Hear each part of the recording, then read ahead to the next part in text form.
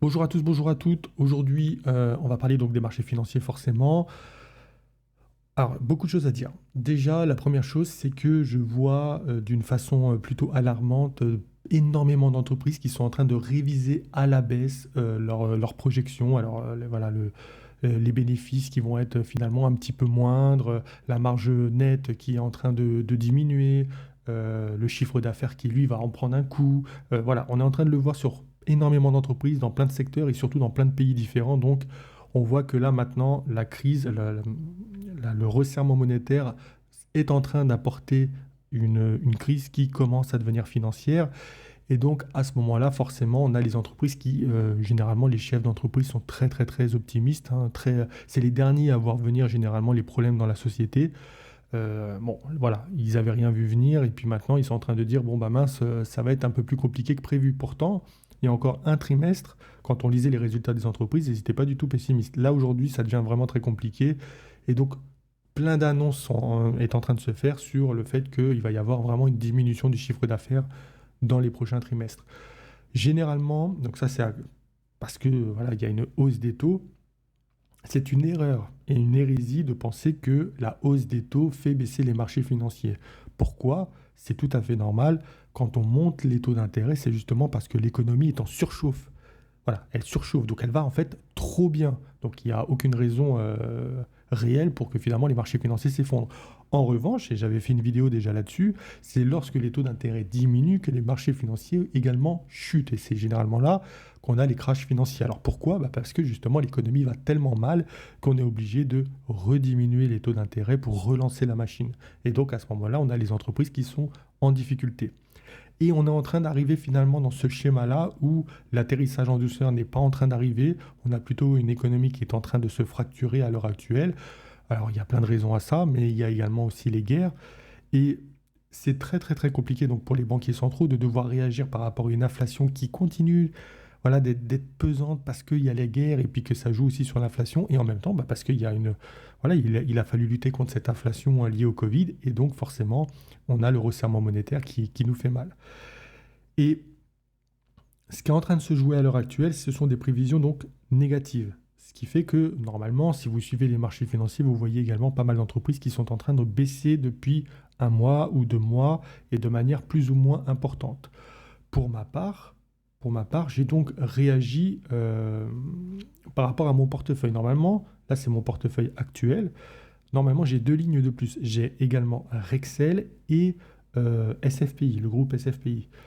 Je les ai retirés, j'ai vendu. Alors, je me suis pris une perte sur Excel de 5%, sur SFPI, je crois, de 15 ou 20%, je ne sais plus. J'ai préféré prendre mes pertes, tout simplement parce que je ne suis pas très positif pour ces deux entreprises, ce qui change complètement par rapport à ces cinq entreprises, hein, Catec, Livent, Navitas, Semiconducteur et Steamer Imaging et Stratasys. Voilà, je suis vraiment très optimiste dessus, mais à long terme, parce que là, à court terme, forcément, ça va être chaotique, hein, il faut le dire très clairement. Et du coup, j'ai récupéré à peu près 27 000 euros de cash pour pouvoir réagir. Alors, le problème de ce cash, pour moi, pour ma part, c'est qu'il est sur le PEA. Sur le PEA, franchement, honnêtement, je ne vois pas beaucoup d'entreprises qui me permettent d'avoir une vision de l'avenir extrêmement positive en me disant, bah oui, avec ça, je vais faire un x5, x10. Je suis très, très, très, très optimiste pour ces cinq entreprises. Peut-être que ça ne marchera pas pour toutes, mais en tout cas, je suis très optimiste dessus.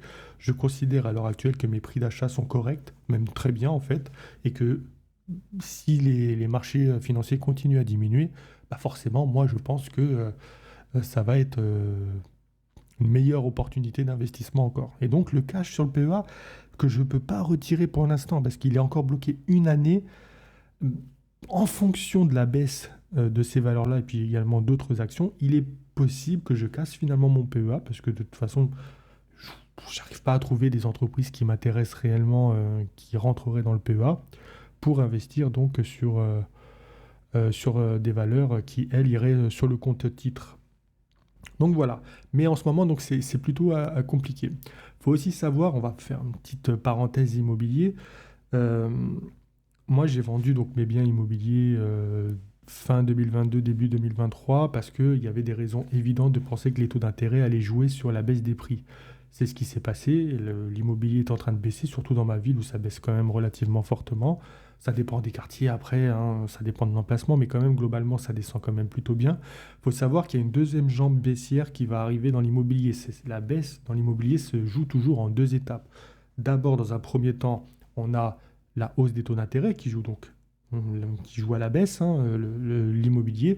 Puis dans un second temps, quand les taux d'intérêt un an et demi, 2 ans après ont un impact réel dans l'économie, on a les entreprises qui sont en difficulté, donc ce qu'on commence à voir venir à l'heure actuelle, et on a du chômage qui augmente. Et c'est le chômage qui devient ensuite le moteur principal de la baisse de l'immobilier. Donc là, on commence pour l'immobilier à rentrer dans cette étape. Il faut savoir que là encore, ça va être à peu près un an et demi et 2 ans potentiellement de baisse continue sur l'immobilier. Je ne dis pas que ça va baisser de 30%, mais par contre, je dis que ça va continuer à baisser. C'est ce que je pense.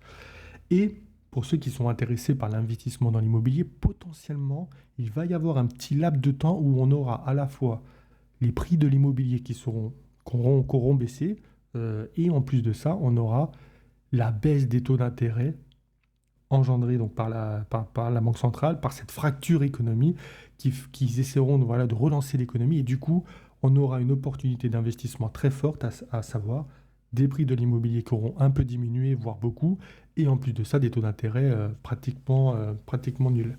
Donc à ce moment-là, il y aura quelque chose certainement à faire. Ça va aussi dépendre des guerres. Parce que les guerres jouent sur l'inflation et donc c'est très compliqué à voir venir. Ça va dépendre, mais potentiellement, peut-être qu'on va pouvoir avoir une opportunité d'investissement dans l'immobilier très importante.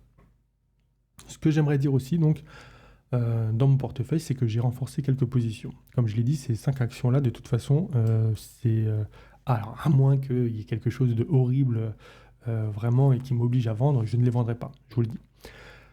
Pour Catech, le 2 octobre, j'ai repris 92 actions à 10,90 €. Aujourd'hui, le prix d'action est à 10,50 €. Ça me fait donc une ligne à 15 600.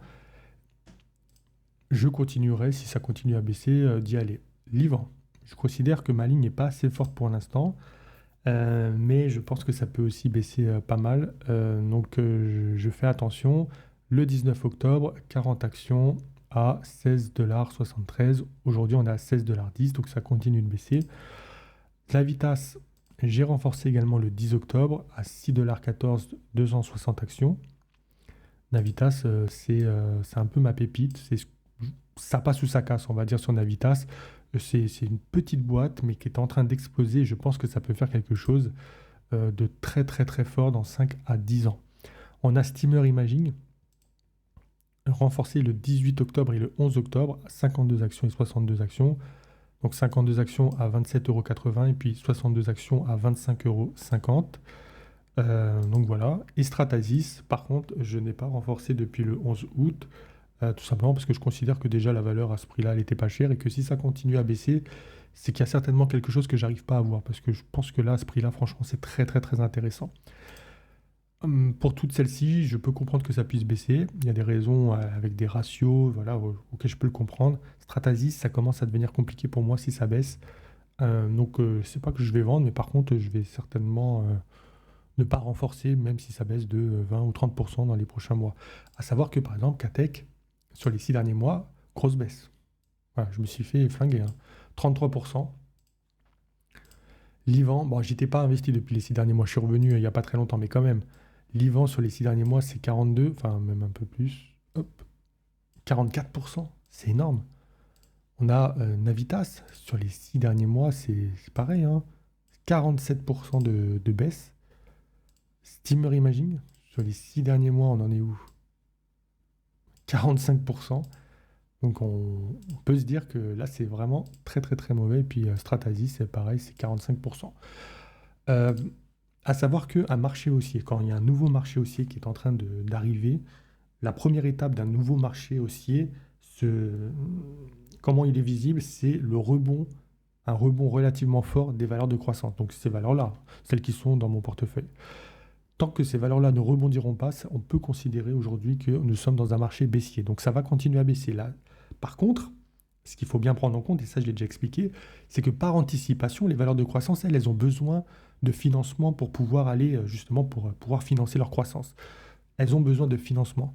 Donc, ce qui se passe, c'est que quand les taux d'intérêt montent, ce qui s'est passé depuis un an et demi, bah forcément, on a les valeurs de croissance qui s'écroulent par anticipation parce qu'on sait que ça va être plus difficile pour elles de générer de la croissance. Et donc, toutes les prévisions que l'on avait sur les 3, 4, 5 prochaines années, bah, finalement, on se dit ça va mettre 6, 7 ou 8 années à arriver. Donc voilà, on a les valorisations qui sont en train de diminuer. C'est tout à fait logique.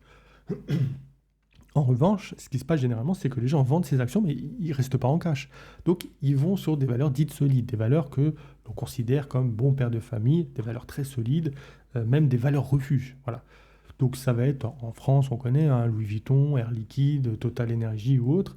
Puis aux États-Unis, ça va être sur d'autres entreprises comme l'intelligence artificielle ou autre. Mais ils vont considérer que là, c'est plus intéressant parce que voilà, il y a des bénéfices qui sont records, parce que c'est des grosses boîtes, parce que ça ne peut pas couler, et puis c'est vrai, donc ça va aller sur Google, Microsoft et autres. Mais en revanche, on a des valorisations dans ces entreprises-là qui sont excessives. Et il faut le savoir, lorsque les marchés financiers, lorsque les marchés financiers commencent à s'écrouler, lorsqu'il y a un crash, donc on a les valeurs de croissance qui continuent à baisser, c'est ce qu'on est en train de voir à l'heure actuelle avec mon portefeuille, mais on a surtout ces valeurs refuges qui s'écroulent littéralement. Vous pouvez très bien avoir par exemple du LVMH qui a déjà perdu, je crois, quelque chose comme 20%, on va les vérifier, mais vous pouvez très bien avoir du LVMH qui perd 70%. Je vous dis honnêtement, c'est pas du tout improbable. Voilà. Pour l'instant, ouais, moins 26% déjà. Mais c'est pas improbable que LVMH continue de baisser de 50 ou 60% encore. On n'en sait rien. Ce que je veux dire, c'est que toutes ces valeurs-là se payent beaucoup trop cher parce que justement, elles ont été des valeurs refuges.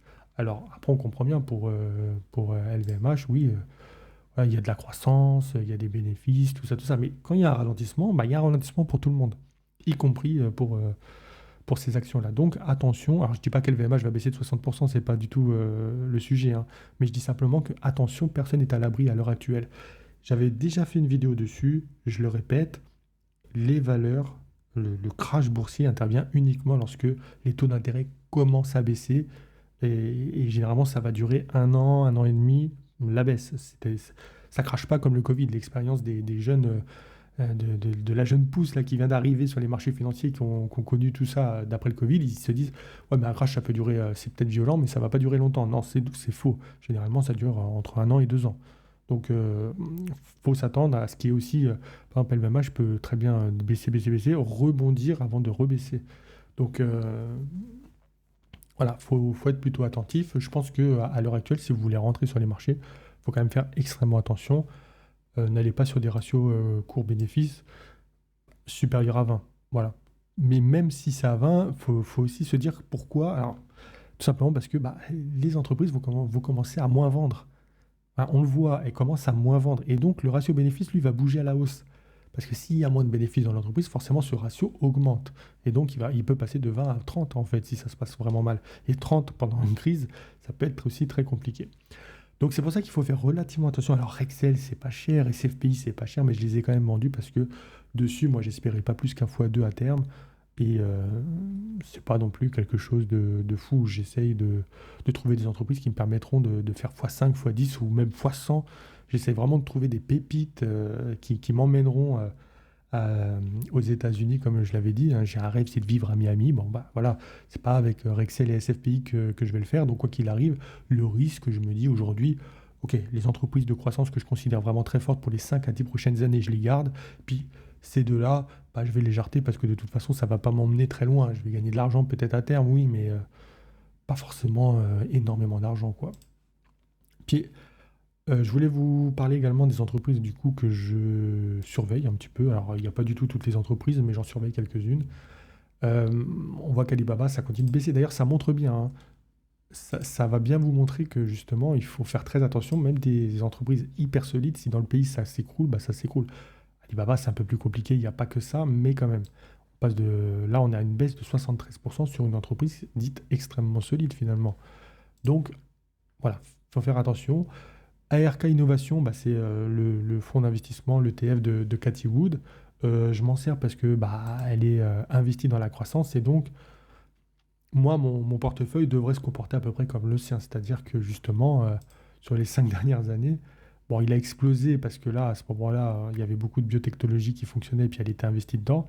puis bien sûr dans Tesla, mais depuis elle a perdu 76%, c'est normal, on a la hausse des taux d'intérêt, on a la crise qui commence à arriver.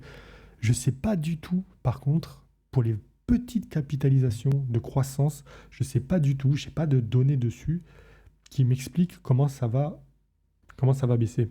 Je ne sais pas. Je sais que c'est les premières valeurs à rebondir lorsque les marchés vont bien, mais lorsque ça va mal, je sais que c'est également les premières valeurs à tomber, mais elles sont déjà sur des points bas. Est-ce que ça peut aller beaucoup plus bas ou un petit peu plus bas seulement? Ben, je ne sais pas. Mais en tout cas, je vais me servir de cette expérience voilà, pour acquérir de nouvelles compétences et une nouvelle visibilité sur le futur. Mais en tout cas, pour l'instant, j'ai des doutes. Je me dis que ça peut encore un peu baisser quand même, mais est-ce que ça ira en dessous de 20 $? Je ne sais pas du tout. Alors, sinon, genre, je ne vais pas décrire toutes les entreprises, mais il y a quand même Massa que je surveille un peu. Mais là, je pense que donc l'immobilier, comme j'ai dit, ça peut durer encore pendant 1 an à 2 ans de difficultés. Euh, Massa, que c'est pas maintenant qu'il faut rentrer dedans. Alors, malgré une baisse, hein, une belle baisse quand même, je crois, hein, oui. Ouais, voilà, ça a baissé. On est à moins 47%, mais je pense vraiment que ça peut être plus compliqué. Euh, du Katana Group, moi, je pense que Katana Group, à ce prix-là, ça reste pas forcément une très bonne affaire. Moi, je pense que ça peut baisser beaucoup plus bas. Voilà, on est à moins 40%. Katana Group, quand ça va mal, ça peut aller très très mal. Vous voyez, là, c'est la crise.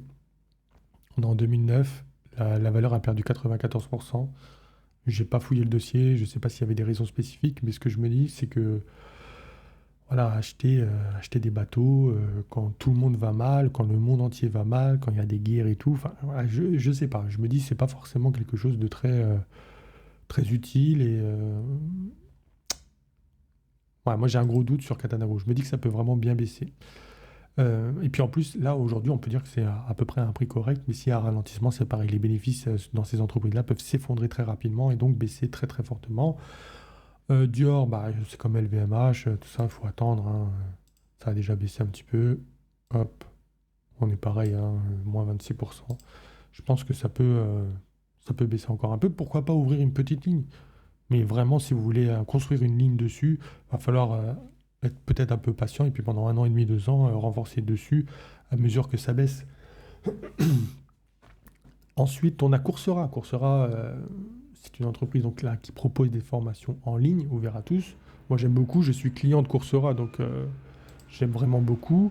C'est une entreprise qui a déjà pris cher. On est à moins 60%, ça a été déjà beaucoup plus bas. Moi, je pense que ça peut là encore descendre encore beaucoup plus bas.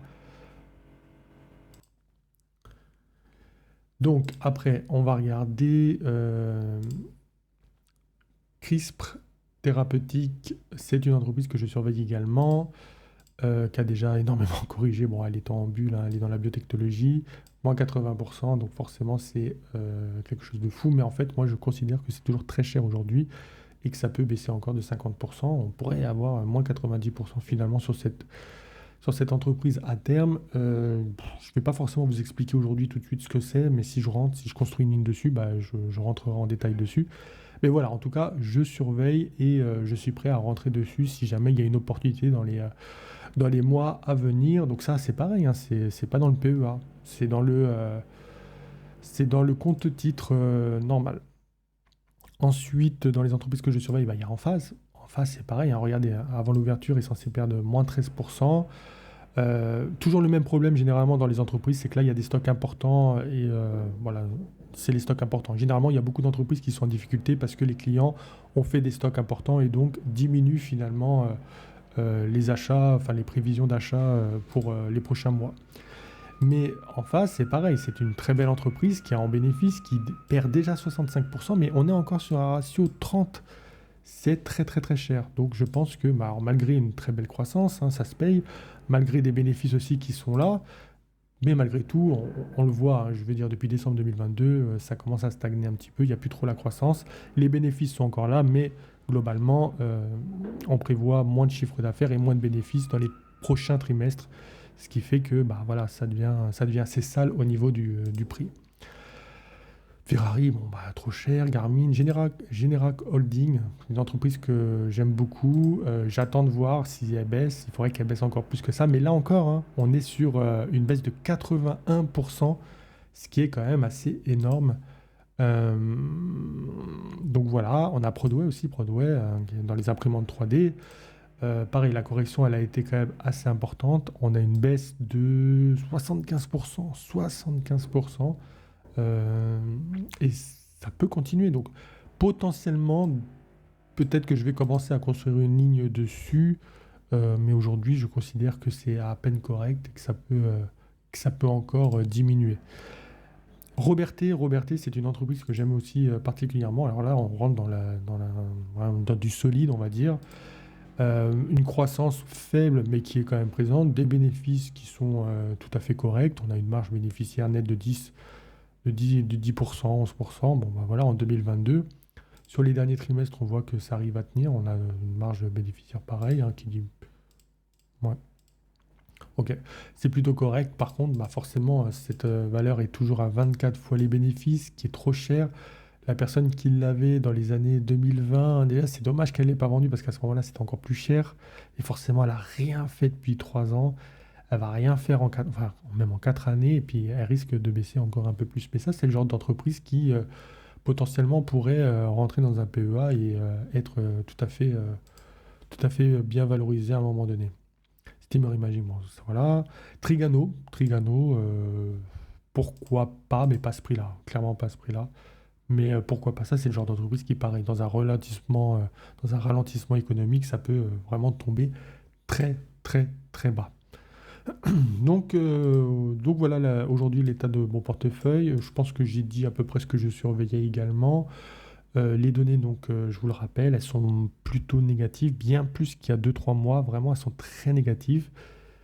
Et faites très attention, c'est pas forcément le moment de mettre tout son argent sur les marchés financiers, je ne crois pas. Il y a encore un long chemin, voilà, il y a encore une espèce de grosse bataille. Pour l'instant, le crash, il intervient sur les valeurs de croissance. Il n'est pas trop là encore, même s'il commence à se multiplier, même sur des grosses boîtes. On voit par exemple une entreprise comme Meta qui s'est redressée après une belle baisse. Elle avait perdu 76% et puis là, elle a repris 244%. Euh, il y a fort à parier que ça redescende. Voilà. C'est pas impossible. Nvidia, c'est la même chose, hein. On a des. Voilà, la bulle de l'intelligence artificielle, jusqu'où elle va résister, je sais pas. Ce qu'on sait, c'est que ça se paye excessivement cher, sans une fois les bénéfices. Il n'y a aucune raison pour moi aujourd'hui, si vous avez du Nvidia, de ne pas en vendre au moins une partie. Pour moi, il y a aucune raison. Euh, Netflix, ça, c'est à peu près la bonne surprise, hein, qui a un petit rebond. Il y a des. Voilà. Mais Netflix, c'est pareil. Alors, c'est pas rare d'avoir quelque chose comme ça dans les marchés financiers baissiers, c'est-à-dire une grosse baisse, un gros rebond. C'est ce qu'on voit actuellement sur beaucoup de grosses entreprises. Mais après, on a une tendance baissière qui se redécide et puis on va surtout aller chercher des points bas, des nouveaux points bas. Mais attention donc à tout ça. Il y a beaucoup de choses à surveiller. Je pense que le mieux, si vous ne lisez pas les rapports trimestriels, c'est vraiment de faire un effort et de les lire parce qu'il y a beaucoup de données qui sont émises. Et voilà. J'espère que cette vidéo vous aura plu et je vous dis moi à très bientôt pour de nouvelles vidéos.